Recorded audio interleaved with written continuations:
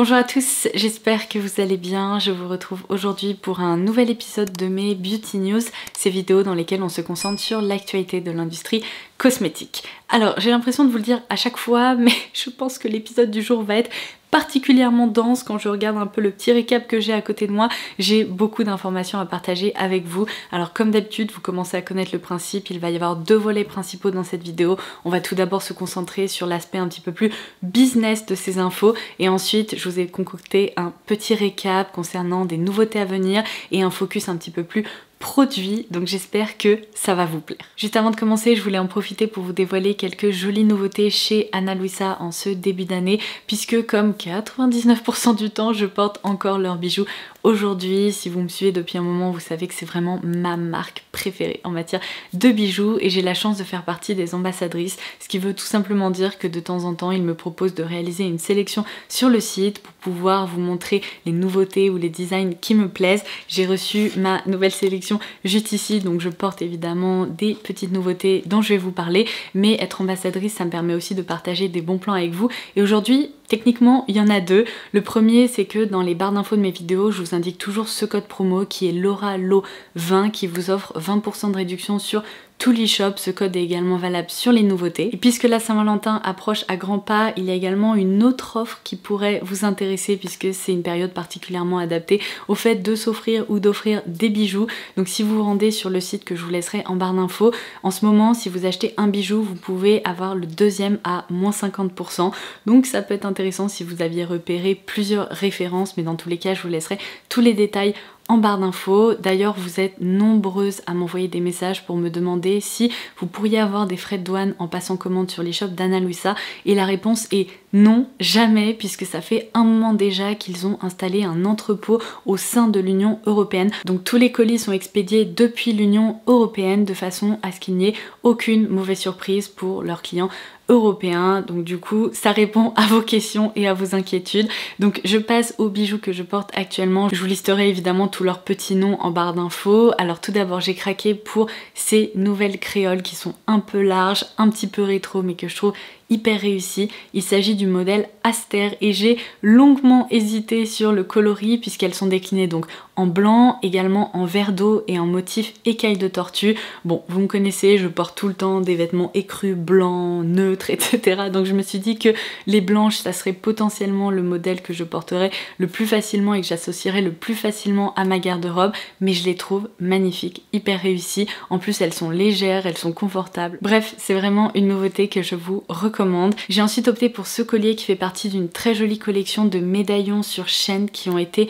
développés autour de la thématique des éléments. J'ai opté pour le pendentif autour de l'air tout simplement parce que le design en fait correspond à une hirondelle en plein vol et si vous ne le savez pas encore, l'hirondelle c'est vraiment mon oiseau préféré. J'en ai d'ailleurs un tatoué juste ici depuis mes 16 ans. Ça a vraiment une signification assez spéciale pour moi. Donc quand je l'ai vu, je l'ai déjà trouvé magnifique parce que le médaillon est un peu en relief et hyper travaillé, mais en plus j'ai trouvé que le design en tant que tel me correspondait parfaitement. Et enfin la dernière référence pour laquelle j'ai opté, ce sont ces boucles d'oreilles qui portent le nom de Natasha.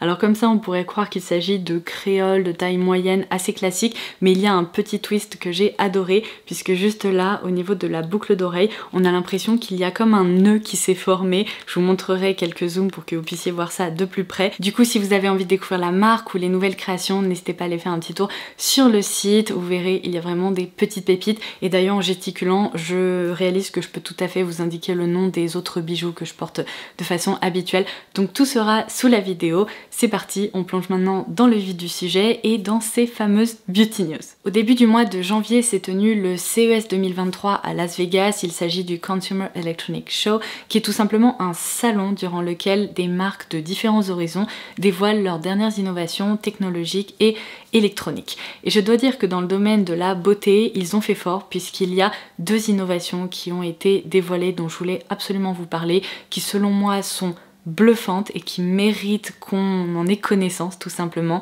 Elles ont été développées par le groupe L'Oréal, alors en partenariat avec des startups, mais waouh! Alors la toute première c'est Apta, j'essaierai de vous laisser des visuels et des petites vidéos à l'écran. Donc qu'est-ce que c'est que ce produit ou cet outil? On va dire que c'est un gadget quand même assez révolutionnaire. Il s'agit d'un manche qui contient des stabilisateurs, un peu comme dans les appareils photo ou dans les objectifs d'appareils photo pour éviter, vous savez, les gros mouvements. Et bien ce manche est destiné aux personnes à mobilité réduite qui ont par exemple des tremblements ou une mobilité très réduite dans les mains et les bras pour leur permettre d'appliquer du rouge à lèvres de façon beaucoup plus précise, ce qui est quasiment impossible en fait avec un simple tube de rouge à lèvres. Alors apparemment cette innovation va être lancée au sein de la marque Lancôme, puisque vous le savez sûrement déjà, Lancôme appartient au groupe L'Oréal, donc c'est vraiment une innovation groupe mais qui a été affectée à cette marque. Et pour le moment, d'après ce que j'ai pu voir dans les visuels ou les vidéos, cet outil pourra accueillir des rouges à lèvres de la marque. Après, qui sait, peut-être que cet outil sera développé aussi pour d'autres formes de produits. Là, c'est vraiment une vidéo démo qui a été réalisée avec des rouges à lèvres Lancôme, mais je trouve l'idée particulièrement intéressante. Donc Apta apparemment verra le jour cette année, plutôt vers la fin de l'année 2023. Alors vous allez me dire oui c'est intéressant, mais quel est le coût aussi de ce genre de produit? C'est vraiment ce qui m'inquiétait. Il faut savoir que là les deux innovations que je vous présente, les tarifs qui ont été évoqués se situent entre 150 et 200 $.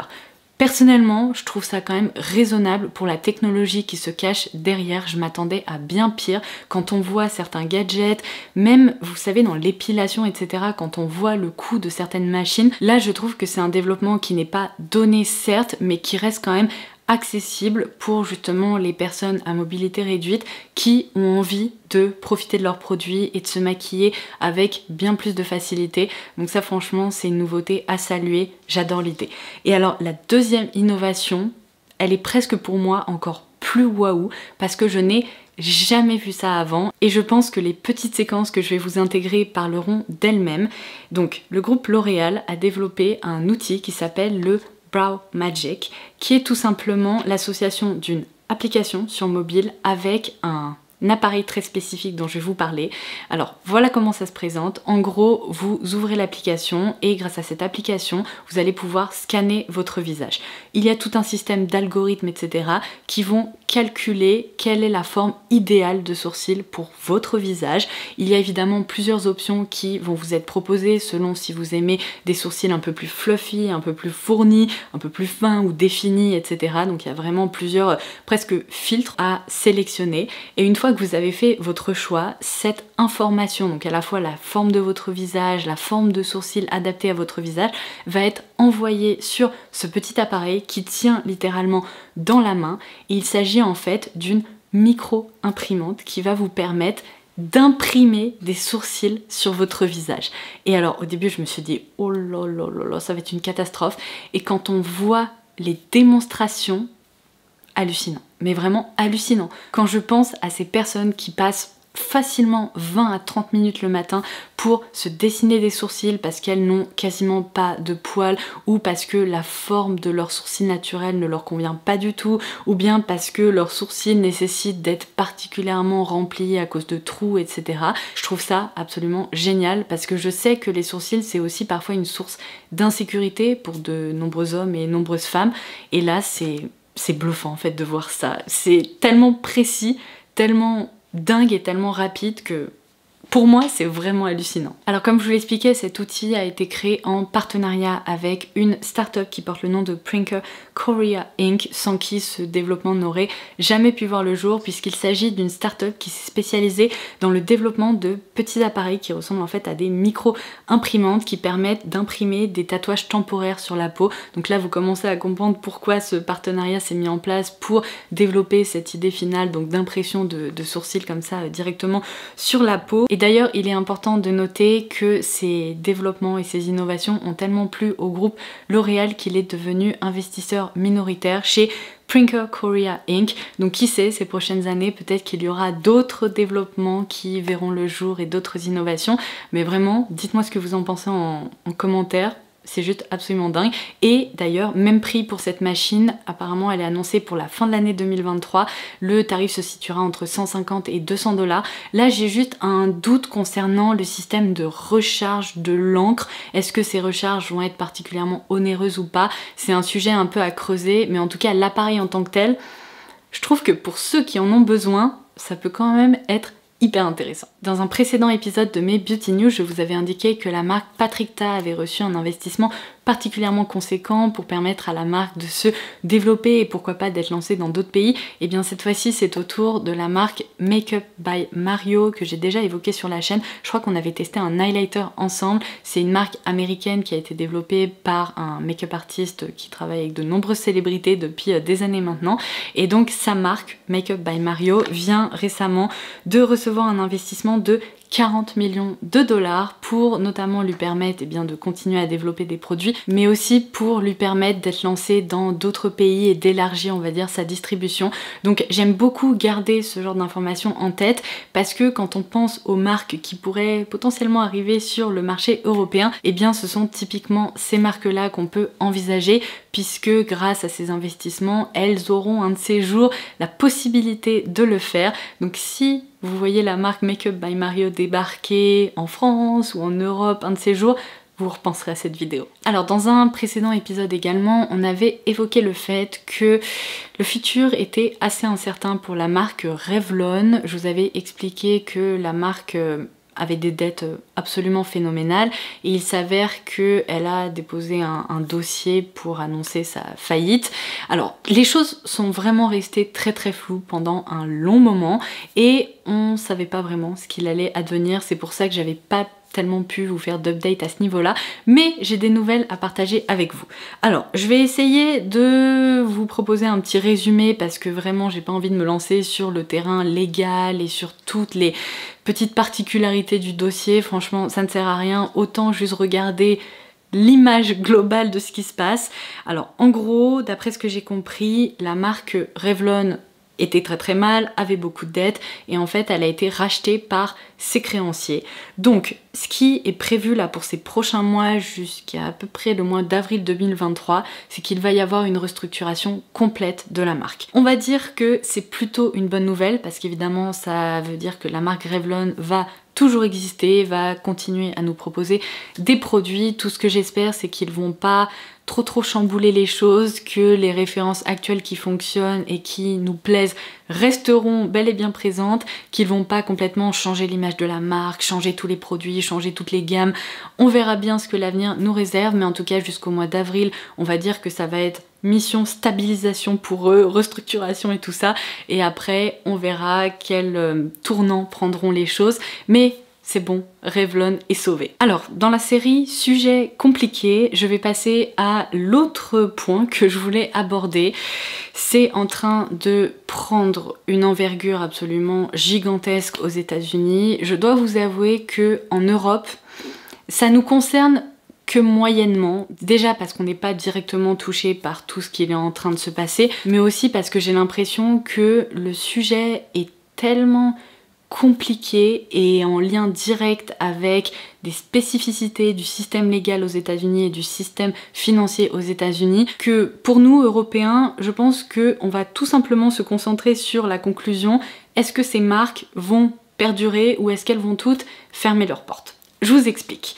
Il y a un groupe, de la même façon que L'Oréal, Coty ou encore Estée Lauder sont des groupes avec des marques au sein de ces groupes, eh bien il y a un groupe aux États-Unis qui s'appelle Forma Brands.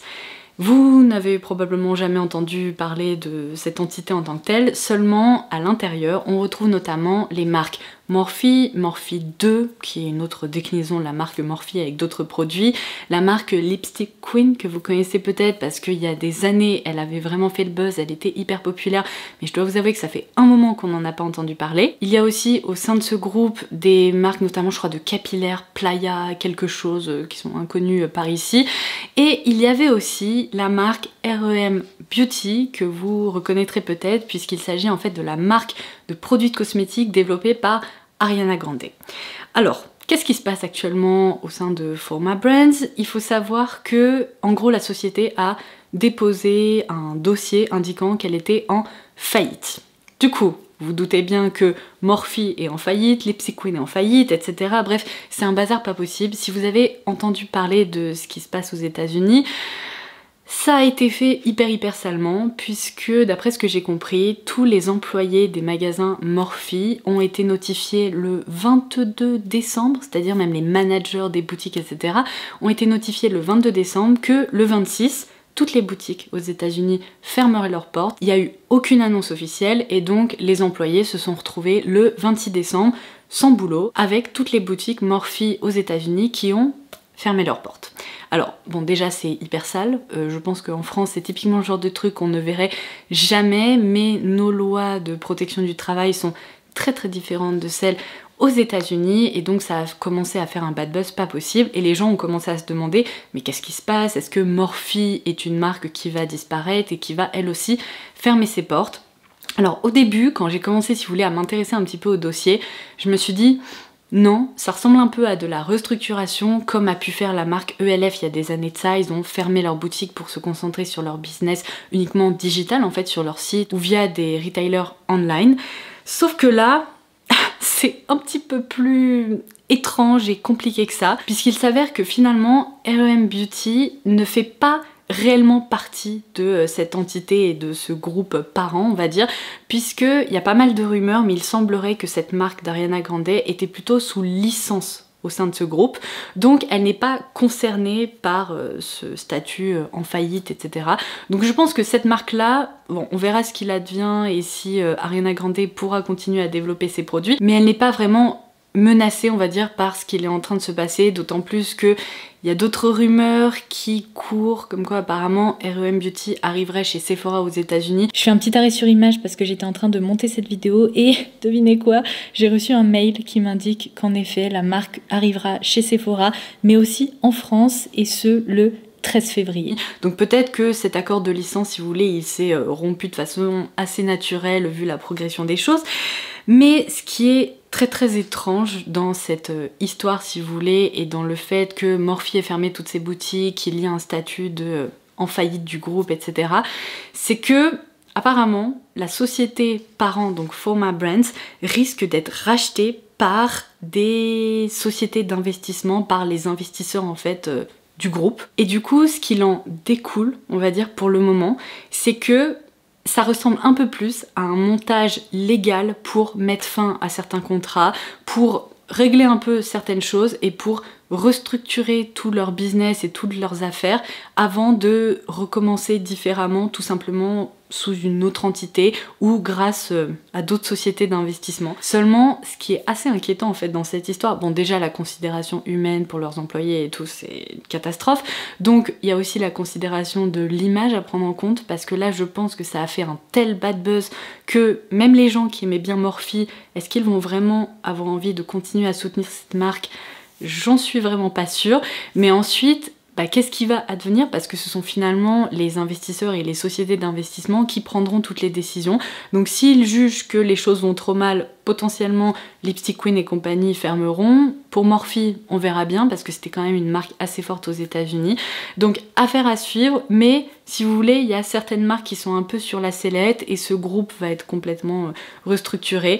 Donc dans l'immédiat, si vous posez la question est-ce que Morphe va fermer, je sais pas, il va y avoir une série de procès et de ruptures de contrat et de je sais pas quoi, donc rien n'est moins sûr, on va dire. Et pour cette section des Beauty News, il faudrait presque que je développe un jingle marque de célébrité, évidemment, à chaque fois. Alors là, qui va encore lancer sa marque? Eh bien, John Legend. Il vient de lancer la marque qui s'appelle Loved O1, qui est une marque de skincare qui, je crois d'ailleurs, a ouvert ses portes le 1er février, il rejoint ses copains Brad Pitt, Harry Styles et compagnies qui ont aussi développé des marques de skincare et vous connaissez mon opinion à propos de toutes ces célébrités qui se lancent là-dedans. Voilà. Alors, la particularité de sa marque, on va dire, même si c'est un peu infondé et je trouve que c'est du marketing qui n'est pas très bien réalisé, mais bon, pourquoi pas.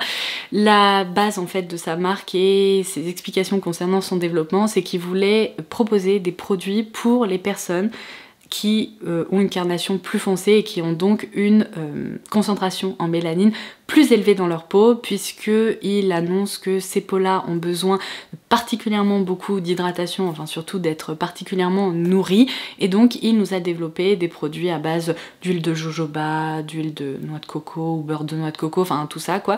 Et c'est une marque qui pour une fois ne coûte pas 200 € pour un produit skincare, qui est plus abordable. Donc dans toutes les informations que je viens de partager avec vous, il y a quand même des bonnes idées. Ce qui m'énerve, c'est que c'est un marketing, si vous voulez, bon déjà qui cible une certaine catégorie de personnes qui pourront se sentir concernées par ces problématiques. Seulement, quand on creuse un petit peu, eh bien on se rend compte que c'est du marketing à 100%, puisqu'il n'y a aucune étude indépendante qui a été réalisée sur ces produits. Donc en gros, qu'est-ce qui prouve à un utilisateur que de se tourner vers ces produits-là plutôt que d'autres produits particulièrement nourrissants, émollients, à base de céramide ou d'huile végétale, ce soit plus adapté pour eux? Ben, je vais vous dire un truc, strictement rien. Rien ne prouve ça, et j'ai vraiment du mal avec ce marketing qui consiste à dire rien n'existe pour vous, vous trouverez pas de solution adaptée pour vous, donc venez acheter mes produits, parce que vous voyez, on a pensé à un truc absolument incroyable et on a créé un produit particulièrement innovant. Ça m'énerve. Oh, j'ai été distraite par petit doudou qui bouge, mais j'étais en train de vous dire, le marché de la beauté est complètement saturé. Et aujourd'hui, par exemple, en matière de produits hydratants pour le corps, il existe des centaines, voire des milliers d'options. Donc, son plan marketing et le fait d'inclure, par exemple, une couleur de peau dans l'équation, non mais moi, je trouve ça dérangeant en fait. Vraiment dérangeant. Donc, voilà. Il y a des choses qui sont plutôt, pourquoi pas, positives un peu dans sa démarche, mais il y en a d'autres, c'est juste du marketing. Et ça m'énerve en fait de voir ça et de me dire que potentiellement des consommateurs qui sont moins avertis ou qui l'apprécient pourraient se dire « Oh yes, enfin un truc à acheter qui est vraiment unique », alors que c'est pas le cas. Je vous le dis direct, ce n'est absolument pas le cas. Allez, j'ai l'impression d'avoir déjà beaucoup trop parlé, donc on va passer à la section dédiée aux nouveautés à venir justement en matière de produits, et je vais vous parler de ce qui m'a tapé dans l'œil ou des nouveautés qui pourraient vous intéresser, soit parce qu'elles sont proposées par exemple des marques drugstore que j'adore et donc ça va être des lancements à petit prix qui pourraient être particulièrement intéressants, ou bien ce sont des lancements de marques que vous avez tendance à tout le temps apprécier.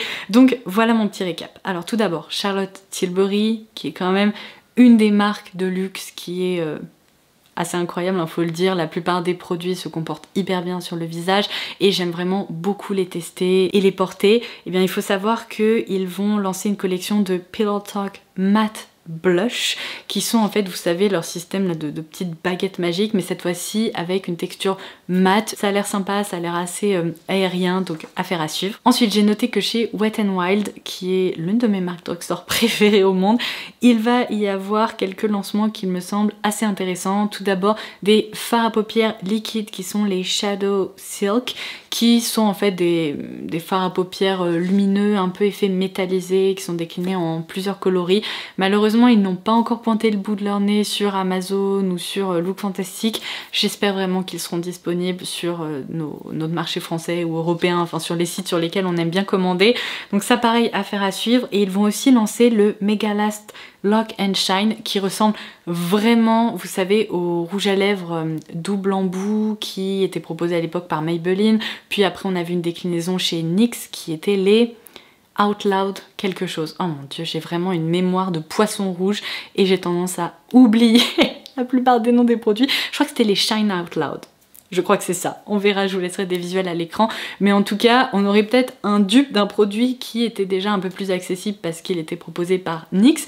Donc c'est pareil, je trouve ça intriguant et ça peut être sympa à tester. La marque Essence vient de lancer sa collection de Pure Nude Baked Blushers qui m'intéresse aussi puisque ce sont des blushs cuits comme ça un peu bombés. Si j'arrive à mettre la main dessus, c'est clairement un produit que vous pourriez retrouver sur la chaîne. Ensuite dans la marque Serette, on va dire, d'essence qui est Catrice, j'ai noté qu'il allait y avoir un lancement pour le teint qui m'intrigue aussi particulièrement. Il s'agit d'un Tinted Serum qui porte le nom de Nude Drop, et vous le savez, en ce moment je suis à fond les ballons sur les sérums de teint. Je les trouve hyper réussis. Les dernières références que j'ai eu l'occasion de tester dans cette catégorie m'ont vraiment beaucoup plu, donc trouver une autre alternative comme ça à un tarif raisonnable chez Catrice, ça serait génial. Donc pareil, je guette un peu ce lancement. Dans sa célèbre gamme Butter, Physician Formula va lancer toute une collection. Vous connaissez peut-être le Butter Bronzer ou bien les Butter Blush qui sont très populaires, et là il va y avoir certaines nouveautés qui m'ont l'air particulièrement intrigantes. Il va y avoir notamment toute une gamme d'anti-cernes, ça pourrait être assez chouette, même si le fond de teint m'avait pas tellement plu. Je pense que les anti-cernes ça pourrait être une histoire un peu différente. Il y a aussi des nouveaux bronzers, mais cette fois-ci liquides, et alors ça c'est probablement le produit que je veux le plus tester au sein de cette collection. Et il y a, de toute façon je vous laisserai des visuels à l'écran, pas mal de références. Je crois qu'il y a aussi un spray fixateur. Et enfin je termine cette vidéo avec la dernière info que j'ai notée.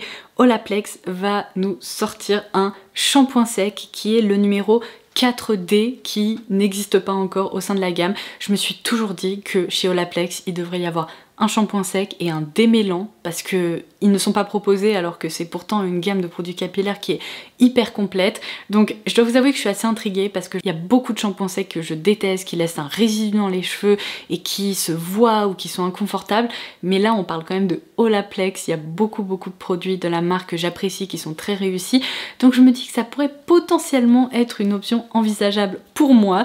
Donc je vais essayer de guetter ça. Il n'est pas arrivé non plus chez Sephora ni sur Look Fantastic, donc je vous en donnerai des nouvelles dès que j'en aurai plus. Et bien voilà, cette vidéo touche à sa fin. Je sens que je vais bien m'amuser avec le montage parce que comme je vous le disais, il y a eu beaucoup d'infos que j'ai partagées avec vous aujourd'hui. N'hésitez pas à partager votre ressenti sur les différents sujets que j'ai pu aborder dans cette vidéo. J'adore échanger avec vous et j'adore vous lire. N'oubliez pas également que vous pouvez dérouler la barre d'infos pour avoir accès aux bons plans sur le site d'Ana Luisa et pour aller faire un petit tour pour découvrir leurs nouveautés. Vous avez toujours le code LAURALO20 qui vous donne 20% de réduction sur tout le site, et sinon il y a aussi la promotion de la Saint-Valentin qui est actuellement en cours sur le site. Donc sur ce, j'espère que vous aurez passé un excellent moment en ma compagnie, et en attendant ma prochaine vidéo, je vous embrasse très fort et je vous dis à très vite.